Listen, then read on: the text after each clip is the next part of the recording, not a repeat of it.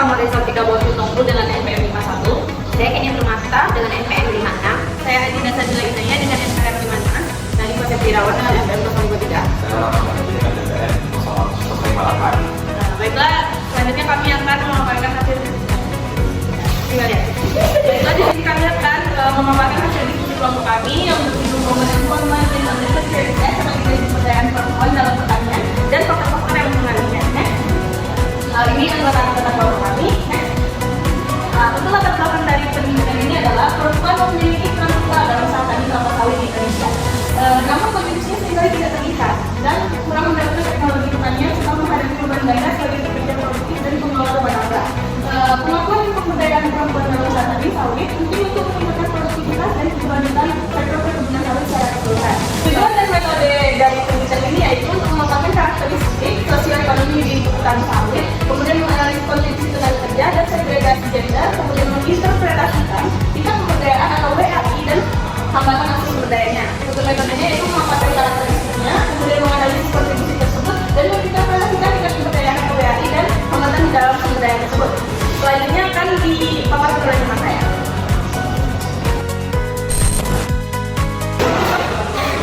Baik, ini merupakan hasil dari wawancara kami di Desa Pekinyali. Dapat dilihat dari grafik Women Economy Participan atau WEP. Grafik 2 dan 4 menunjukkan partisipan tertinggi dengan nilai 5 sebagai salah setuju. Kategori 5 mengalami hambatan dalam partisipan ekonomi sehingga diperlukan faktor penghambat dan program pemberdayaan khusus sambil mereplikasi praktik baik dari kategori 2 dan 4 untuk peningkatan partisipan menyeluruh.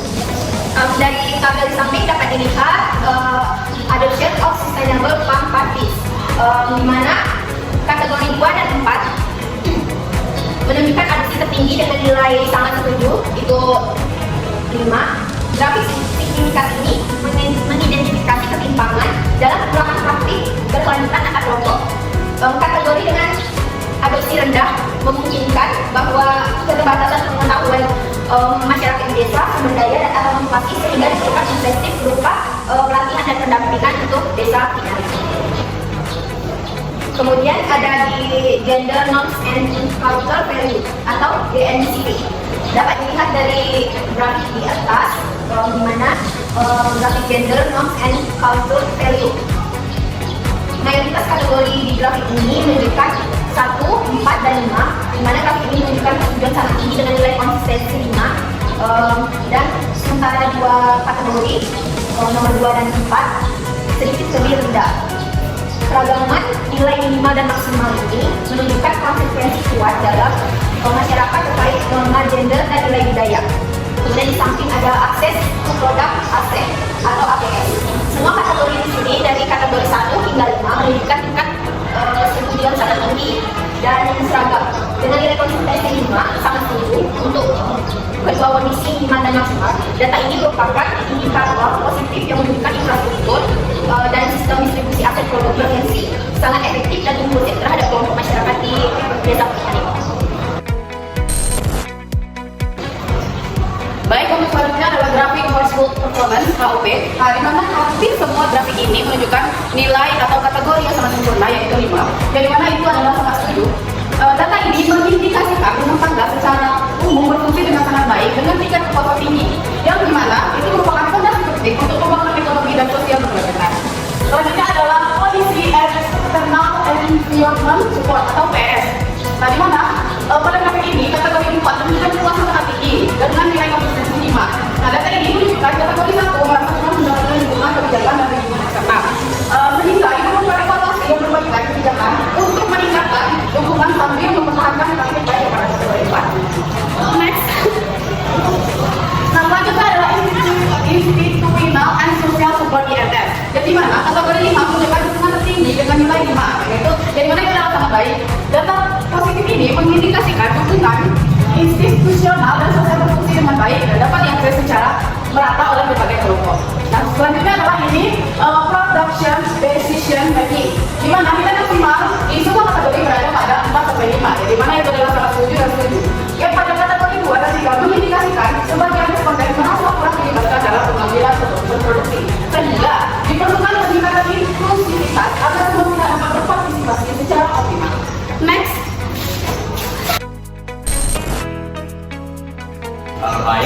itu ada grafik access to and control of all resource.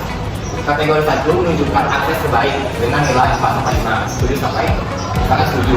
Kesenjangan ini mengindikasikan sebagai responden di kategori 4 dan 5 hampir tidak memiliki akses terhadap sumber daya, sehingga membutuhkan intervensi mendesak untuk pemerataan akses dan mencegah marginalisasi ekonomi. Karena itu improve and control, yaitu bisa tabel dalam grafik 5 maksimalnya menunjukkan kontrol pendapatan yang baik menilai 4 sampai 5. Tidak sangat setuju. Oke, pada kategori 5 mengajukan sebagai responden hampir tidak memiliki kontrol terhadap pendapat mereka, kemungkinan karena tergantungan ekonomi atau keterbatasan akses finansial setuju.